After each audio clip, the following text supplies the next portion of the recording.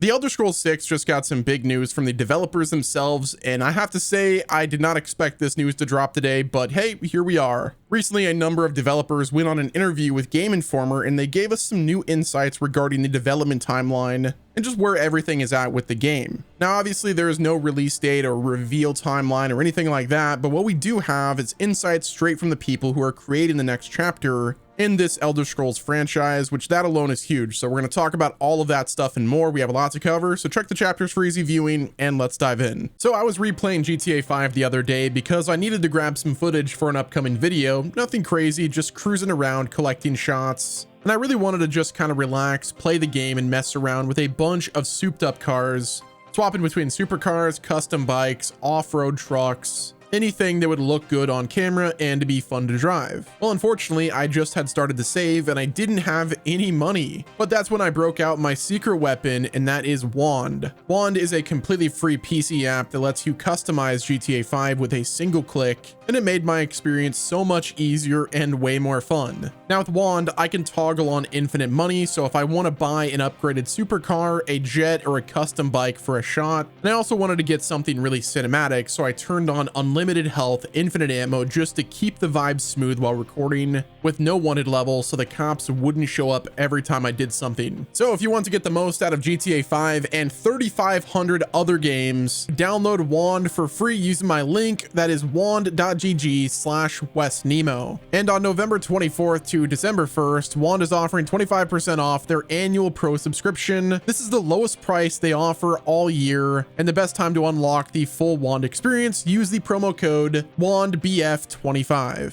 So jumping into the interview itself, this is from Game Informer. It says, Bethesda gives us an update on the Elder Scrolls 6 development. The interviewer starts off by saying, during our in-depth conversations with key people at Bethesda for our big Fallout retrospective in the latest issue of Game Informer, we also touched on how development for the Elder Scrolls 6 is progressing. The game was first announced in 2018, but hasn't received any meaningful updates since then, and we're all understandably guarded, but here's what they had to say. So our first quote is coming from Angela Broder, the studio director, to which she had to say, "It's wonderful to be back in this Elder Scrolls universe. As the internet likes to tell us, it's been a while. And the industry and the hardware and all of this have made such huge leaps and bounds since the last time we made one of these. Like, I'm actively excited about what's in front of us because the opportunities, the hardware, the rendering, all of the stuff has just, the possibilities are crazy. I will be honest, for me, sometimes I see things that are happening and go, Angela from Skyrim days could have never envisioned seeing this like this now. And that is a cool thing to be a part of. And it's a thing that I hope when the day comes that our fans get to play it, that they, especially of those of them who have been lifers with our brands, can really see how far it's all come. You could see that right now. You can load up the original Oblivion and then load up Remaster of Oblivion, and you could see how far it's all come. So to me, the Elder Scrolls 6 is this endless set of possibilities that is really, really exciting as a developer, but really, really exciting as someone who really likes to think about how far everything has come in our industry. It's going to be dope. It's going to be dope. So yeah, that right there bodes well. Now we have another comment from Emil Pagliarulo, the studio design director, to which he said, I can say that it's going. It's funny because the time pressure that players put on us, we don't put on ourselves. And I know that that can be frustrating for players who are dying to play a game.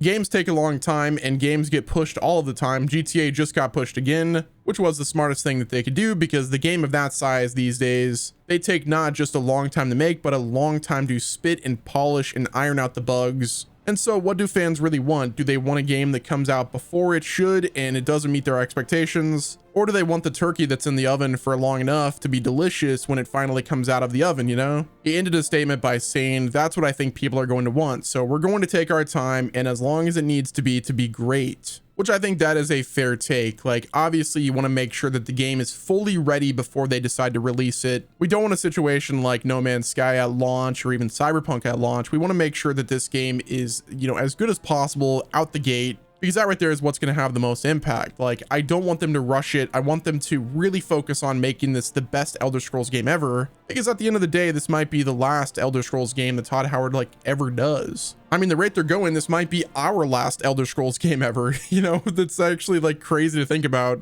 I saw a video from this guy who was like in his older age, and he was talking about like why Elder Scrolls 6 is not going to show up at the Game Awards and why it's taking so long. And it's like, to think about it, like that could be us in 20 years. Like we could be waiting this long for the next Elder Scrolls game, and it's like, man, we just need to let them cook and cherish the moment we have, because this might be our last. Now, next up, we have the legendary Todd Howard himself, the director and executive producer, commented on this whole situation, and he said this: "It's progressing really well. The majority of the studio is on Elder Scrolls 6. But I'll say this, we always overlap, so we're very used to overlapping development, and we have long pre-productions on things so that we feel good about them, and it's a process. We all wish it went a little bit faster or a lot faster, but it's a process that we want to get right," which, again, I think you have to respect that. Do I have concerns about how long it's going to take for Elder Scrolls 6 to get, developed? Sure. But anyone thinking that this game is going to release in like 3 years, that's full copium. You have to understand that Starfield released in 2023, and then they had the Shattered Space DLC, which was like, I think it was like almost a year, 6 months or a year later. So they were working on both Elder Scrolls 6 and Shattered Space, so they really haven't like officially started the full production on Elder Scrolls 6 until like relatively recently almost. I'm sure they have like maybe a year or 2 years in pre-production already done, like preparing for the full development process. As Todd mentioned, they do overlap development, so that essentially means they could walk and chew bubblegum at the same time. Now, the question of what they're working on is something that I'm very curious about. Like, obviously, they're working on Elder Scrolls 6. There was rumors that they were working on a big Starfield update, which I do want them to keep focusing on Starfield, because I think that game could be special. But the major changes that I'm looking forward to that game are like, fixing some of the procedural generation stuff, making it a little bit more unique, making it so that there's interplanetary travel and stuff, but that can be done by a smaller studio. Look at Hello Games, like look what they've been able to accomplish with No Man's Sky. I would love for a No Man's Sky type redemption arc for Starfield, even though I did appreciate and really like the story and the side quest for that game. Like the only part that I didn't like about Starfield, like for the most part, is the exploration. But again, that's a topic for another discussion. Regardless, it sounds like they're well in development with Elder Scrolls 6, which is a good thing. And I think the combination of the viewpoints from Todd Howard, Emil, and Browder gives us a really good idea about the active development. Bethesda wants to use modern hardware in ways that teams find it exciting. They're focused on long-term, polish and quality, which I think that's the most important part. The quality of the product should be at the center stage. Like the writing has to be on point, the gameplay has to be on point, and if they can do that, that is a really good update for us. Now let's get into the part that I really want to talk about, and that is, will Elder Scrolls 6, pull it off? Will Bethesda deliver the world building, the writing, and exploration that we expect? And combat and all of the other, core components of the game. We all saw Starfield. It had really good ideas, good mechanics, and, solid progression systems, but it fell short whenever it came to like the writing and the overall like exploration factor of this game. It was pretty much non-existent. Now with the Elder Scrolls 6, the challenge is pretty big. Like we don't want just a world, we want a world with soul. We want writing that is effective. Like just look at Skyrim. Skyrim succeeded because every village, every ruin, all had stories to tell, and those were like really good moments that really made the world feel alive, and it made the exploration really fun. And it's the world building that really helped make Skyrim such a generational hit. It's one of the reasons why I think that Elder Scrolls 6 has to focus on world building first. If they do that, then it will stand apart from the criticisms that Starfield faced. Players want dense environments. We want culture-rich areas in every region. We want NPCs that feel reactive. Just look at,